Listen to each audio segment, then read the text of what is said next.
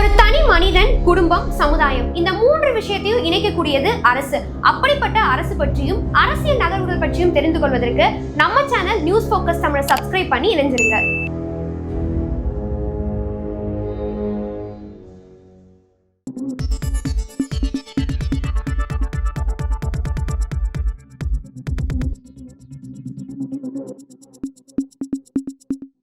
News focus Tamil நேயர்களுக்கு வணக்கம். இன்று நம்மோடு நேர்காணல் இருந்திருக்கக்கூடியவர் நமது செய்தி ஆசிரியர் திரு அன்பழகன் அவர்கள். வணக்கம் சார்.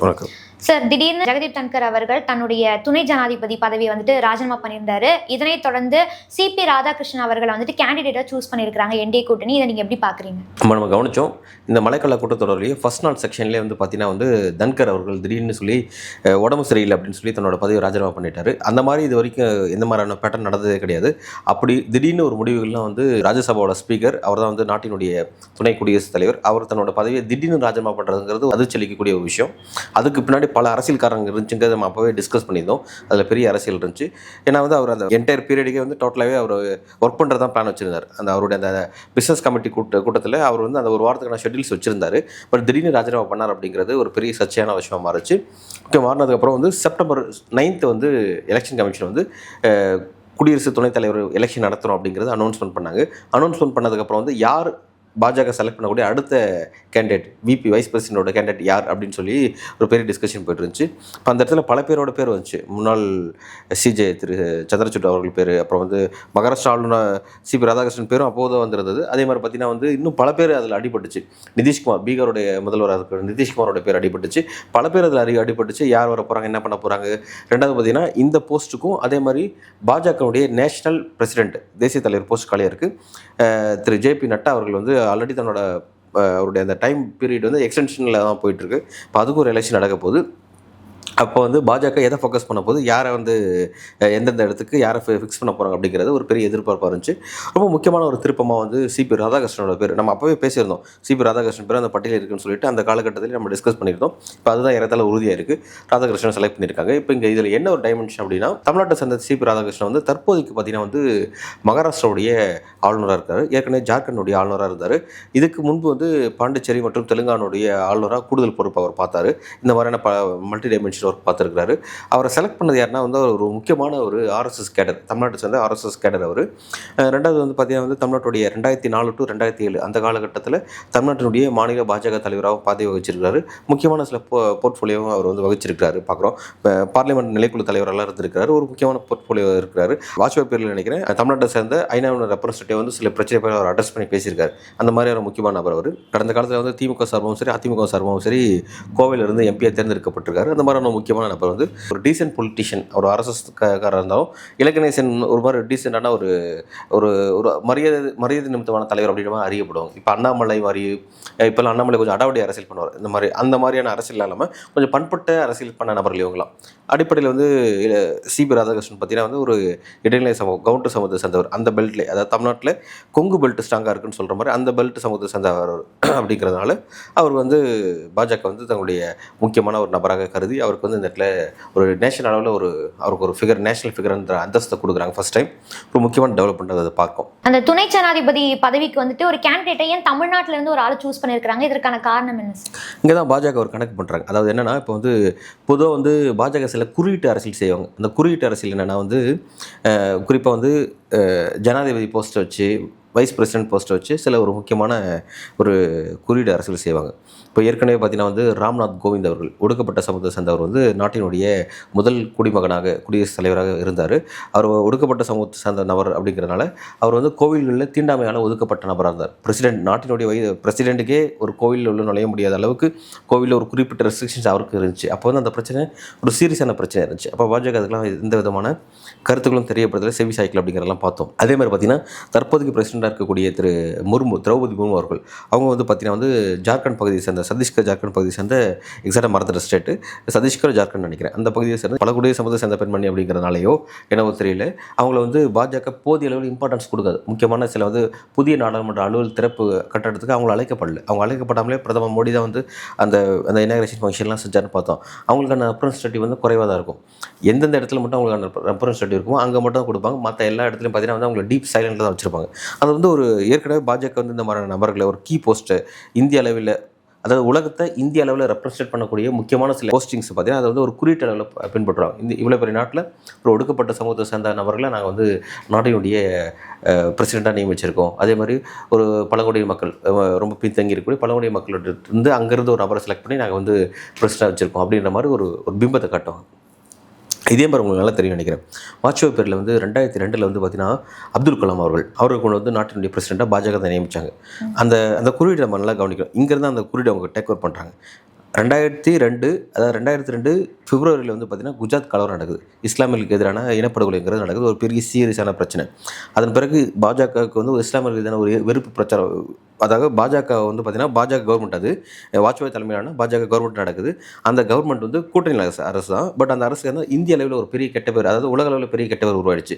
இஸ்லாமிய வெறுப்பு பிரச்சாரத்தை ஒரு அரசை செய்து, இஸ்லாமிய இனப்படுகொலையை ஒரு அரசை செய்துன்ற மாதிரி ஒரு பெரிய நெருக்கடி அந்த ஏற்பட்டுச்சு. கெட்ட பேரை இது பண்றதுக்காக தான் அந்த கெட்ட பேரை ரீப்ளேஸ் பண்ணுறதுக்காக தான் வந்து டக்குன்னு வந்து தமிழ்நாட்டில் இருந்து நம்ம ராமநாதபுரத்தை சேர்ந்த திரு ஏபிஜே அப்துல் கலாம் அவர்களை வந்து மத சிறுபான்மையினர் இஸ்லாமிய சமூகத்தை சேர்ந்தவர் அவரை கொண்டு வந்து ஒரு குறியீட்டு அரசில் வச்சு உலகத்துக்கு ஒரு மெசேஜ் சொன்னது பாஜக. அன்றைக்கு இருந்த பாஜக வாஜ்பாய் தலைமையிலான இந்திய அரசு. அதே மாதிரி தான் ராம்நாத் கோவிந்த், திரௌபதி முர்மு அந்த பேட்டர்னில் வந்து இப்போ வந்து இந்த இடத்த இவங்களை செலக்ட் பண்ணுறதுக்கு காரணம் என்னென்னா, இது வந்து vice president, not president post, vice president election. அது வைஸ் பிரசிடென்ட்டுக்கு இவங்க செலக்ட் பண்ணுறது என்னென்னா ஒரு காய் நகரத்தில் இருக்குது. இப்போ தமிழ்நாட்டிலேருந்து செலக்ட் பண்ணுறது என்னென்னா, அதாவது நாட்டினுடைய பிரதமர் யார், மோடி யார்னா அவர் வந்து காஞ்ச் மோடி அப்படின்ற ஒரு சமூகத்தை சேர்ந்த ஒரு குஜராத் பகுதி, அதாவது இந்தியாவுடைய மேற்கு பகுதியை ரெப்ரசென்ட் பண்ணுற மாதிரி.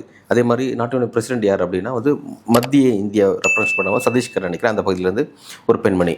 அடுத்து அதே மாதிரி வைஸ் பிரசிடென்ட் யாருன்னா சவுத்துக்கு வராங்க. அப்படி இங்கேருந்து ஒரு ரெப்ரசென்டேட்டிவ் மாதிரி ஒரு கலெக்டிவ் ரெப்ரசென்டேட்டிவ் நாங்கள் காட்டுறோம் அப்படிங்கிற மாதிரியான ஒரு தோற்றத்தை அவங்க கொடுக்குறாங்க. தமிழ்நாட்டிலேருந்து ஒருத்தரை செலக்ட் பண்ணுறது அப்படிங்கிற ஒரு பாலிடிக்ஸை செய்கிறாங்க.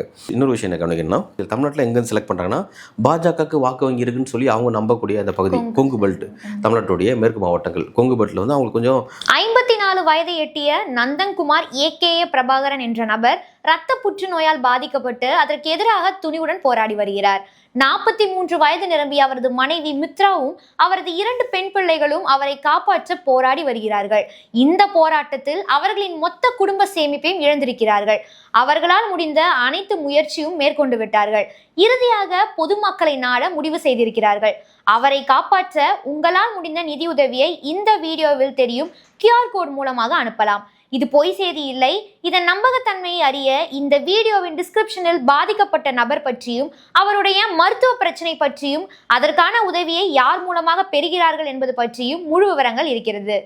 ஓரளவுக்கு சாங் இருக்க தான் செய்கிறாங்க. திருப்பூர் மாவட்டம், கோயம்புத்தூர் மாவட்டத்தில் கொஞ்சம் அவங்களுக்கான வாக்கு வங்கி இருக்க தான் செய்யுது. அந்த இடத்துலேருந்து ஒரு நபரை பிக் பண்ணி கொண்டு வந்து இந்த இடத்துல வைக்கிறது அப்படிங்கிறது பார்த்தீங்கன்னா அந்த மக்களுடைய ஆதரவு வாக்குகளையும் பெறணும் அப்படிங்கிற ஒரு தொலைநோக்கு திட்டமும் ஒன்று இருக்குது. இந்த மாதிரி ஒரு கால்குலேஷன் போட்டு தான் வந்து அவங்களை கொண்டு வந்து நியமிக்கிறாங்க. பட் வந்து இது எப்படி அவங்களுக்கு அரசியல் அறுவடை போகுது, ஏன்னா 26 எலெக்ஷன் வரப்போகுது. இந்த நகர்வு இந்த மாதிரியான ஒரு அரசியல் நிலைப்பாடு அப்படிங்கிறது அவங்க போடுற எல்லா கணக்கும் ஃபுல்ஃபில் பண்ணுமா, அவங்க எதிர்பார்க்குற மாதிரியான ஒரு அந்த கவுண்டர் சமுதாய வாக்குகள் ஃபுல்லாக அவங்களுக்கு திரளுமா அப்படிங்கிறதெல்லாம் நம்ம வெயிட் பண்ணி தான் பார்க்கணும். திமுக வந்துட்டு இந்த மாதிரி ஒரு துணை ஜனாதிபதி பதவிக்கு வந்துட்டு தமிழை தேர்ந்தெடுத்திருக்காங்க அப்படிங்கிறத ஆதரிக்கணும் அப்படிங்கிற மாதிரி எடப்பாடி பழனிசாமி வந்து திமுக நோக்கி ஒரு கோரிக்கை வைக்கிறாரு. இந்த கோரிக்கையை நீங்க எப்படி பாக்குறீங்க சார்? இல்லை வந்து இப்போ எடப்பாடி பழனிசாமி அவர்கள் இதனால் வரை சைலண்டாக இருந்தார். அதாவது திமுக வந்து ஸ்டாலின் அவர்கள் நிர்வாக ரீதியான குறைபாடு விமர்சனம் பண்ணுறது, வாக்குறுதி நிறைவேற்றாமல் போனது குற்றச்சாட்டம் முன்வைக்கிறது, அந்த மாதிரியான பல அரசியல் செஞ்சுட்டார். இப்போ தான் வந்து ஃபஸ்ட் டைம் நேஷனல் பாலிட்டிக்ஸில் ஒரு முக்கியமான நிலைப்பாடு காரணமாக ஸ்டாலின் ஒரு கொஸ்டின் எழுப்புறாரு. தேசிய அளவில் ஒரு முக்கியமான நிலைப்பாடு. ஏன்னா வைஸ் பிரசிடென்ட் எலெக்ஷன் வந்து செப்டம்பர் 9 எலெக்ஷன் நடக்க போகுது. இப்போ எலெக்ஷன் வந்து மையமாக வச்சு கேண்டிடேட் இப்போ தான் அறிவிக்கப்பட்டிருக்கு. தமிழ்நாட்டை சேர்ந்த நபராக இருக்காங்க. ரெண்டாவது என்டிஏ அப்படின்னு பார்க்கும்போது இப்போ இந்த அலைன்ஸ் அமைச்சதுக்கப்புறம் எடப்பாடி பழனிசாமி ஏடிஎம்கே அந்த பார்ட்டியும் இப்போ என்டிஏவில் போயிடுச்சுன்னு தான் அர்த்தம். அப்படி இருக்கும்போது என்டிஏவுடைய ரெப்ரசன்டேட்டிவ், என்டிஏவுடைய வேட்பாளராக சிபி ராதாகிருஷ்ணன் முன்மொழியப்படும் பொழுது ஒரு தமிழர் முன்மொழிஞ்சிருக்காங்க பாஜக அவர்கள். தமிழ்நாடு தொடர்ச்சியாக புறக்கணிக்கப்பட போகுதுன்ற இடத்துல ஒரு மாற்றம் ஏற்பட போகுது. தமிழ்நாட்டிலேருந்து ஒரு ரெப்ரசன்டேட்டிவ் வந்து செலக்ட் பண்ணியிருக்காங்க. ஸோ வந்து திமுக வந்து இந்த இடத்துல உங்களோட எதிர்ப்பரசியல் செய்யக்கூடாது அப்படின்ற மாதிரி ஒரு திமுக ஒரு ப்ரெஷர் ஏற்படுத்துகிறாங்க. இங்கே தான் நம்ம ஒரு விஷயத்தை கவனிக்கணும். தமிழ்நாட்டிலேருந்து ஒருத்தர் செலக்ட் பண்ணிட்டாவே அவர் வந்து உண்மையான தமிழர்னு ஆயிடுவாரா, அல்லது அப்படி செலக்ட் பண்ணுறது மூலமாக மத்திய அரசு வந்து நாங்கள் தமிழர்களை விரோத மனப்பான்மையில் பார்க்கலன்ற ஒரு பொருள் மாறிடுமா அப்படின்ற ஒரு கேள்வி கேட்க வேண்டியது. இந்த கேள்வி வந்து திமுக சேர்ந்த இளங்கோவன் அவர்கள் எழுப்பியிருக்காரு அப்படிங்கிற முக்கியமான விஷயம். தமிழ்நாட்டிலேருந்து ஒருத்தர் நீங்கள் செலக்ட் பண்ணுறதுக்காகவே வந்து மத்திய அரசுக்கு தமிழர்கள் மீதான ஒரு நல்ல மனப்பான்மை உருவாயிடுச்சு அப்படின்ற ஒரு கேள்வி இருக்குது. ஏன் அப்படின்னா எலெக்ஷன் பிரச்சாரத்தில், நாடாளுமன்ற எலெக்ஷன் பிரச்சாரத்தில் ஒடிசாவில் நவீன் பட்நாயக் கவர்மெண்ட், பிஜு ஜனதா கவர்மெண்ட் நடந்துட்டுருக்கு. அந்த கவர்மெண்ட்டை வீழ்த்தணும். அங்கே வந்து சட்டமன்ற தேர்தலும் மக்களவைத் தேர்தலும் ஒரே இடத்துல நடக்குது. அப்போ வந்து அங்கே அந்த பிஜு ஜனதா கவர்மெண்ட்டை வந்து வீழ்த்துறதுக்காக என்ன பண்ணுறாங்கன்னா, நவீன் பட்நாயக் வயசாகிடுச்சு, அவர் வந்து அடுத்த முறை வெற்றி பெற்றாலும் அவர் சிஎம் ஆக மாட்டார், அவர் வந்து அந்த அதிகாரத்தை யார்கிட்ட கொடுக்க போகிறாருன்னா தமிழ்நாட்டை சேர்ந்த வி.கே. பாண்டியன்கிட்ட கொடுக்க போகிறாரு. அவர் வந்து அங்கே வந்து முக்கியமான வந்து போர்ட்ஃபோலியோவில் இருக்கார். நவீன் பட்நாயக் அவரை தான் வந்து அரசியல் வாரிசு அறிவிக்க போகிறார் அப்படின்னு சொல்லும்போது, அதை அப்படி சொல்லி, அதாவது ஒடிசாவை தமிழன் ஆளணுமா, நீங்கள் நினச்சி பாருங்க, தமிழன் ஆளணுமா. இங்கே வந்து பூரி ஜெகநாதர் கோவிலுடைய கருவூல அறை வந்து பூட்டப்பட்டிருக்கு. அதோட சாவி வந்து பார்த்தீங்கன்னா தமிழ்நாட்டுக்கு போயிருக்கு. அது என்னன்னா, வி.கே. பாண்டியன் அவர்கள் திடீர் கொண்டு போயிட்டார் அப்படின்னு ஒரு வெளிப்படையாக அவர் தான் ஒட்டுமொத்த இந்தியாவுக்கும் அவர் தான் பிரதமர். இங்கே பல மொழி பேசக்கூடியதான் இந்தியா அப்படிங்கிறது. அதில் ஒரு குறிப்பிட்ட மொழி பேசக்கூடிய மக்களுக்கு எதிராக ஒரு குறிப்பிட்ட மொழி பேச மக்களை நிறுத்துகிற பாலிடிக்ஸ் இருக்குல்ல, அந்த பாலிடிக்ஸை நிலைநிறுத்துறதே யாருன்னா பிரதமர் மோடி அவர்கள் தான். இந்த மாதிரியான விஷயத்தை வந்து தேர்தல் பிரச்சாரத்தில் பேசும்பொழுது எடப்பாடி பழனிசாமி எங்கே போனார்?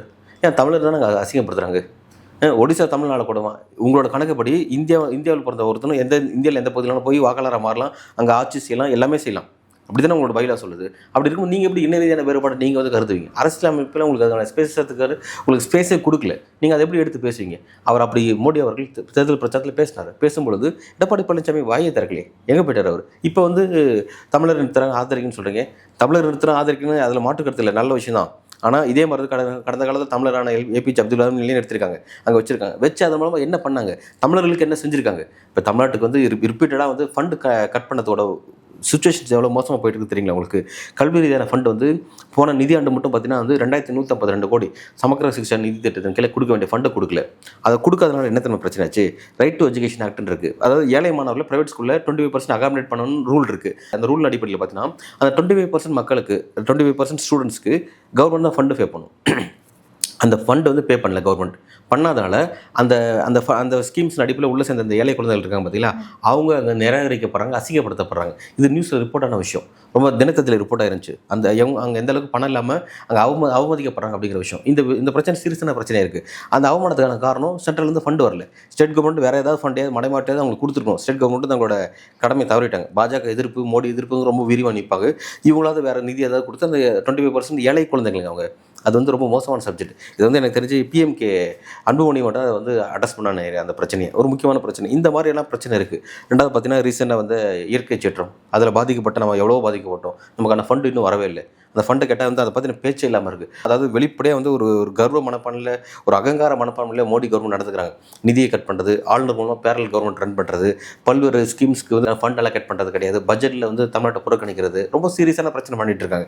இவ்வளோலாம் பண்ணிவிட்டு தமிழ்நாட்டை சேர்ந்த ஒருத்தர் வந்து நீங்கள் வைஸ் பிரசிடென்ட் நீங்கள் நியமிக்கிறதுனால மட்டும் அவரை அங்கே வெற்றி பெறது நிறுத்துறது மட்டும் கிடையாது. நிறுத்திட்டு என்ன பண்ணுறாரு, உடனடியாக வந்து ராஜ்நாத் சிங் அவர்கள் வந்து இங்கே ஸ்டாலின் அவர்களுக்கு நீங்கள் ஆதரவு தெரிவிங்க அப்படின்னு கேட்குறாங்க. மெஜாரிட்டி அவங்களுக்கு இருக்குது. மெஜாரிட்டி பார்த்தீங்கன்னா இப்போ வந்து நாடாளுமன்றத்தில் டோட்டல் மெம்பர்ஸ் 786, மொத்தம் ராஜ்யசபா லோக்சபா ரெண்டுத்துலையும் சேர்த்து ஸ்ட்ரென்த் வந்து 786. அதில் பார்த்தீங்கன்னா வந்து வைஸ் பிரசிடென்ட் வெற்றி பெறணும் அப்படின்னா 394 ஓட்டு தேவைப்படுது. ஆனால் இன்னைக்கு பாஜகவுக்கு, அது என்டிஏக்கு, பாஜக கிடையாது என்டிஏக்கு லோக்சபாவில் 293 இருக்குது. லோக்சபாவில் பார்த்தீங்கன்னா 293 இருக்குது. ராஜ்யசபாவில் 129 இருக்குது. ஆல்மோஸ்ட் வந்து பார்த்தீங்கன்னா வந்து 422 இருக்குது, 422 இருக்குது. அவங்களுக்கு வந்து மேஜிக் மார்க்குங்கிறது, அதாவது வெற்றி பெற வேண்டிய மார்க்குங்கிறது 396 தான். ஆனால் 422ங்கிறது கூடுதலாகவே வந்து ஒரு 25 சீட்ஸ் இருக்குது. அப்படிங்கும்போது தாராளமாக வெற்றி பெற தான் போகிறாங்க. ஆப்போசிட்டில் வந்து இந்தியா கூட்டணி வந்து ஒரு வேட்பாளர் நிறுத்தினா கூட அவங்களுக்கு தோல்விங்கிறது உறுதியான விஷயம். ஆனால் என்னன்னா, ஏன் வந்து இந்த மாதிரி விஷயங்கள் பேசுகிறாங்க ஓப்பனாக வந்து எங்கள் கேண்டிடேட்டை நீங்கள் ஆதரவு தாங்கன்னு சொல்லி ஏன் ஆப்போசிட் பார்ட்டிக்கு ஓப்பனாக கூப்பிட்றாங்க அப்படின்னா, அதில் வந்து ஒரு முக்கியமான ஒரு கௌரவ பதவி, பிரசிடென்ட், வைஸ் பிரசிடென்ட், இந்த மாதிரியான போஸ்டிங்கிறது ஒரு முக்கியமான கௌரவ பதவி. அந்த மாதிரியான பதவி வந்து பார்த்திங்கன்னா வந்து எந்த விதமான எதிர்ப்பும் இல்லாமல் எல்லாரும் ஒரு மனதாக தேர்ந்தெடுக்கும். ஏன்னா அப்துல் கலாம் அவர்கள் ஒரு மனதாக தேர்ந்தெடுக்கப்பட்டாங்க அன்றைக்கி. ஏன்னா அவரோட ஃபிகர் அப்படி, அவருக்கான பிம்பம், அவர் வந்து ஒரு ஏரோ சயின்டிஸ்டாக இருந்தார். ரெண்டாவது வந்து அறியப்படக்கூடிய ஒரு ப்ராப்ளமாக இருந்தார். ஸோ வந்து அப்படி பார்க்கும்போது அன்றைக்கி வந்து அவர் யாரும் அப்போஸ் பண்ணல. இந்த மாதிரி கடந்த காலத்தில் வந்து ஒரு நல்ல ஒரு இன்டலெக்சுவல்ஸை, ஒரு நல்ல வந்து ஒரு மெச்சூர் பர்சன்ஸ் வந்து அங்கே நிறுத்தும் போது அதுக்கான 2 பக்கம் சைனோட வந்து ஒரு பாசிட்டிவ் சைனோட பதவி பிரமாணங்கிறது நடக்கிறதெல்லாம் இருந்திருக்கு. ஆனால் இப்போ இந்த முறை என்ன பார்த்தீங்கன்னா, இப்படி நிப்பாட்டிட்டு உடனே வந்து ஆதரவு கேட்குறாங்க. ஆதரவு கேட்டு நீங்கள் ஆதரவு தெரிவிக்கிறாங்க. இவங்க ஆதரவு தெரிவிக்காமல் இவங்க மாற்று கேண்டிடேட் போட்டால் கூட அது வந்து ஒரு களங்கத்தை ஏற்படுத்துகிற மாதிரி இருக்கும். குடியரசுத் தலைவர் இவங்க எதிர்க்கிறாங்களே, ஏன்னா குடியரசுத் தலைவருக்கு வந்து திரௌபதி முர்முக்கு ஆப்போசிட்டாக ஒரு கேண்டிடேட் போட்டாங்க. அவங்க ஒடுக்கப்பட்ட சமூகத்தை சேர்ந்த நபராக இருந்தாலும், அதாவது ஒரு பின்தங்கிய பழங்குடி சமூகத்தை சேர்ந்த நபராக இருந்தாலும் இவங்க வந்து ஆப்போசிட் ஒரு கேண்டிடேட் போட்டாங்க. ஏன் அப்படின்னா, அதாவது அவங்க அந்த குறியீடை தான் பயன்படுத்தாங்கிற எதிர்கட்சி நம்புறாங்க. நீங்கள் ஒரு ஒடுக்கப்பட்ட சமூகத்திலிருந்து ஒருத்தர் கொண்டு வந்து போகிறதுனாலையோ, இல்லை வந்து ஒரு பழங்குடி சமூகத்திலிருந்து ஒரு ரெப்ரஸன்டேட்டிவ் கொண்டு வந்து போகிறதுனாலையோ, ஒட்டுமொத்த அந்த பழங்குடியினோட மக்களுடையக்கும் நீங்கள் ஆதரவாக நீங்கள் உடனே உங்களோட அரசியல் நிலைப்பாட்டை மாற்றிக்கிங்க அப்படிலாம் கிடையாது. அது குறியீடு மட்டும்தான். மற்றபடி அவங்களோட நிலைப்பாடு எதுவும் மாறுறதே கிடையாது. அவங்க செய்யக்கூடிய அதே பாலிடிக்ஸ் திரும்ப திரும்ப ரிப்பீட்டடாக செஞ்சுட்டே இருக்காங்க. ஸோ வந்து இது வந்து ஒரு ஜஸ்ட் வந்து ஒரு கண்துடைப்பு அரசியல் அப்படிங்கிறது தெரியும். அதனால் எதிர்க்கட்சிகள் ஆப்போசிட் கேண்டிடேட் போட தான் செய்வாங்க, இந்த மாதிரி போட தான் போகிறாங்க. ஆனால் உடனடியாக வந்து ஸ்டாலின் அவர்கள்ட்ட ராஜ்நாத் சிங் பேசுகிறாரு, அதே மாதிரி மல்லிகார்ஜுன கர்கே கிட்ட ராஜ்நாத் சிங் பேசுகிறா செய்திகள் வருது, எங்களோட கேண்டிடேட் ஆதரிங்கன்னு கேட்குறாங்க. அவங்களுக்கு மெஜாரிட்டி இருக்குன்னு வைங்களேன், ஓகே. பட் இருந்தாலும் அது கேட்க தான் செய்வாங்க, அது வேறு. பட் இருந்தாலும் வந்து பார்த்தீங்கன்னா இப்படி ஒரு அரசியல், அவங்களோட அரசியல் வந்து ஒரு குறியீட்டு அரசியல் செய்யும் பொழுது எடப்பாடி பழனிசாமி அவர்கள் இவ்வளோ நாள் பேசாமல் இருந்தார். இவ்வளோ நாள் பேசாமல் இருந்துட்டு தமிழ்நாட்டுக்கு நிதி ஒதுக்கும்போது நிதி கட் பண்ணாங்களே, கல்விக்கான நிதி கட் பண்ணாங்க. அப்போ ஏன் எடப்பாடி பழனிசாமி வாய் தந்தது ஏன் பேசல? ஏன் அவர் பேசல? சரி வந்து பேரிடர் காலகட்டத்தில் பெரிய அளவில் நிதி கட் பண்ணாங்க, ஒரு பைசா கொடுக்கல, வழக்கமாக கொடுக்க ஃபண்டு தான் கொடுத்தாங்க, பேசவே இல்லையா அவர்? ஆளுநர் மூலமாக எவ்வளோ குறைச்சல் கொடுக்குறாங்க. ஒரு நாள் கூட ஏங்க எடப்பாடி பழனிசாமி வந்து அதாவது கடந்த காலத்தில் இதே எடப்பாடி பழனிசாமி இருக்கும் பொழுது ஆளுநர், முன்னாடி இருந்த ஆளுநர் வந்து பன்வாரிலால் புரோஹித் அவர்கள், அவர் வந்து வரம்பு மீறி சில ஆக்டிவிட்டிஸில் ஈடுபட்டார். அவரே வந்து இன்ஸ்பெக்ஷன் போவார், அவரே வந்து வாண்டடாக வந்து இன்ஸ்பெக்ஷன் போவார். அவர் இன்ஸ்பெக்ஷன் போகும்போது அதை கண்டித்து திமுக வந்து அதுக்கு எதிராக அரசியல் செஞ்சாங்க, போராட்டம் பண்ணாங்க. அப்படி இருக்கும்பொழுது இவர் ஏன் அதை செய்யவே இல்லை? இந்த ஆளுநர் ஆர் என் ரவி அவர்கள் டே ஒன்லேருந்து பல முறைகேடுகள் செஞ்சுட்டே தான் இருக்காரு, பல அத்துமீறல் விஷயம். இதில் வந்து பாஜகவோட இன்ஃப்ளூயன்ஸ் அவருக்கு இருக்குமா சார்? நிச்சயமாக பாஜக இன்ஃப்ளூயன்ஸ் அவருக்கு இருக்குது. அதாவது என்ன, திமுக ஒரு அழுத்தத்தை ஏற்படுத்தலாம். ஏன்னா திமுக அழுத்தத்தை ஏற்படுத்துறதுக்கு அவருக்கு எந்த விதமான வாய்ப்பும் கிடைக்காம இருந்துச்சு. ஃபஸ்ட்டு ஒரு வாய்ப்பு கிடைச்சிருக்கு அப்படின்ற மூலமாக இப்போ இதன் மூலமாக என்ன தெரியும் பண்ணுவாங்க, சப்போஸ் ஆப்போசிட் கேண்டிடேட் நிப்பாட்டி, இந்தியா அலையன்ஸ் நிப்பாட்டி அதுக்கு வந்து திமுக வாக்களிச்சா என்ன தெரியும் பண்ணுவாங்க, தமிழர்களுக்கு எதிராக இருக்கிறார் ஸ்டாலின் அவர்கள், திமுக கூட்டணி ஸ்டாலின் வந்து தமிழருக்கு எதிராக இருக்கார் அப்படின்னு சொல்லிட்டு ஒட்டுமொத்தமாக ஒரு நெரேட்டிவ் செட் பண்ணுறதுக்கு ஒரு வாய்ப்பு அவங்களுக்கு. ஆனால் இதன் மூலமாக தமிழருக்கு எதிரானவரா ஆதரவானவராக நீ கணக்கிட முடியாது. எது தெரியுமா அளவுகோல்? சென்ட்ரலில் இருந்து அங்கேருந்து வரக்கூடிய அதிகாரங்கள் எந்த அளவுக்கு தமிழர்களை புறக்கணிக்குது, கல்வி ரீதியாகவும் மருத்துவ கட்டமைப்பு ரீதியாகவும் ஆல் இன்க்ளூசிவ் டோட்டலாக கம்பேர் பண்ணி பார்த்து அப்படி தான் வந்து தமிழர்களுக்கு புறக்கணிக்கிறாங்களா ஆதரவாக நிற்கிறாங்களா அப்படிங்கிறத கணக்கிட முடியும். தவிர ஒரு நபரை வச்சு நீங்கள் வந்து ஒட்டுமொத்த அரசியல் நீங்கள் எடை போட முடியாது. அப்படி போட்டார் அப்படின்னா அது நிச்சயமாக எடப்பாடி பழனிசாமிக்கு பெரிய நெருக்கடியாக வரும். ஏன்னா இவங்களும் சும்மா இருக்க மாட்டாங்க, இவங்களும் ஆப்போசிட் வலிமையான கேள்வி வைப்பாங்க. இப்போ எப்படின்னா இப்போ டைமென்ஷன்ஸ் மாறுது. சப்போஸ் இப்படி வச்சுக்கோங்க, தமிழர் அப்படிங்கிறனால நீங்கள் எதாவது அரசியல் செய்ய பார்க்குறீங்க அப்படி தானே, ஓகே. இந்தியா அலையன்ஸும் ஒரு தமிழரே வந்து ஒரு கேண்டிடேட் பண்ணால் ஆப்போசிட் கேண்டிடேட் பண்ணால் அப்போ என்ன, இங்கே தமிழனா இருக்கா, அதாவது தமிழனா இல்லைங்கிற விஷயம் இல்லை, ஆர்எஸ்எஸ் சார்பு கொண்டு வர இருக்காரா, மத சார்பு தன்மை கொண்டு வர இருக்காரா எப்படிங்கிறதான் ஃபேக்டர். அதுக்குள்ளே அந்த விஷயங்களை போய் பார்க்க வேண்டியதாக இருக்குது. அந்த மாதிரியான ஃபேக்டர்லாம் பார்த்து, ரெண்டாவது பாஜக எப்படி தமிழ்நாட்டை அணுகிறாங்க, எப்படி வந்து மற்ற எல்லா மாநிலம் அணுகிறாங்க, அவங்ககிட்ட எந்த அளவுக்கு வந்து ஒரு அரசியல் நேர்மை இருக்குது, அதெல்லாத்தையும் கணக்கு பண்ணி பார்த்தா அவங்களால நியமிக்கக்கூடிய இந்த கேண்டிடேட்டை வாக்களிக்கணுமா வாக்களிக்கக்கூடாது அப்படிங்கிற முடிவு எடுக்க முடியும். அந்த டைமென்ஷன்ஸ் எல்லாம் இதில் இருக்குது. ஸோ வந்து இந்த விஷயத்தை பொறுத்த வரைக்கும் பார்த்தீங்கன்னா இந்த மாதிரியான ஒரு குறியீட்டை வச்சு இதெல்லாம் அளவிட முடியாது. பரந்தப்பட்ட பார்வையில் பார்த்து தான் நம்ம அதில் வாக்களிக்க முடியும் அப்படிங்கிறது தான் நம்மளுடைய கடமை. ஆளுநர் பதவியில் எச் ராஜா அவர்கள் வந்து வரப்போறாரு, அவருக்கு அந்த பதவியை கொடுக்க போறாங்க அப்படிங்கிற மாதிரி சில செய்திகள் வெளியாகி இருக்கு. இதை பற்றி என்ன நினைக்கிறீங்க? ஆமாம், நேற்று முந்தின நாள் வந்து நாகாலாந்து ஆளுநர் இல கணேசன் அவர்கள் காலமானார், இறந்துட்டார். அவர் தமிழ்நாட்டை சேர்ந்த ஒரு முக்கியமான, அவரும் பாஜக முன்னாள் தலைவர், முக்கியமான ஒரு நபர். அவர் வந்து தற்போதைக்கு வந்து நாகாலாந்துடைய ஆளுநராக இருந்தார், இறந்துட்டார், 2 நாள் முன்னாடி இறந்துட்டார். இப்போ வந்து அவர் இறந்தனால் அவரோட போஸ்ட் காலியாக இருக்குது. அதே மாதிரி பார்த்தீங்கன்னா வந்து மகாராஷ்டிராவில் இருக்கக்கூடிய ஆளுநராக இருக்கக்கூடிய திரு சிபி ராதாகிருஷ்ணன் அவர்கள் வைஸ் பிரசிடென்ட்ன்ற இடத்துக்கு நகராரு, அங்கே அந்த ரேங்குக்கு உயரும்போது அப்போ அந்த இடம் வந்து ஒரு வேக்கண்ட் ஆகுது. ரெண்டு போஸ்ட் ஆல்ரெடி வேக்கண்ட் ஆகுதுன்னு தெரிஞ்சு போச்சு. இப்போ ஆல்ரெடி என்னன்னா ஆளுநர் ஆர் என் ரவி அவர்கள் தன்னுடைய டைம் பீரியட் முடிஞ்சு தான் இங்கே இன்னும் ஆளுநர் கண்டினியூ ஆகிட்டு இருக்காரு. ஸோ வந்து அவருக்கும் போஸ்ட் நியமிக்கணும். அந்த கவர்மெண்ட் சென்ட்ரல் கவர்மெண்ட் என்ன பண்ண போகிறாங்கிறது தெரியல, அது செகண்டரின்னு வைங்களேன். இப்போ இந்த மாதிரிலாம் விஷயங்கள் இருக்குது. அப்படி இருக்கும்பொழுது யார் 2 இடம் கன்ஃபார்ம், மகாராஷ்டிராவுக்கு ஒரு ஆளுநர் வேணும், அதே மாதிரி நாகாலாந்துக்கு ஒரு ஆளுநர் வேணும். அப்போ வந்து தமிழ்நாட்டில் இருக்கக்கூடிய பாஜக சீனியர் எச் ராஜா அவர்களுக்கு ஒரு ஆஃபர் வருது. அவர் வந்து ஆளுநராக நியமிக்கப்படுறதுன வாய்ப்பு இருக்குன்னு சொல்கிறாங்க.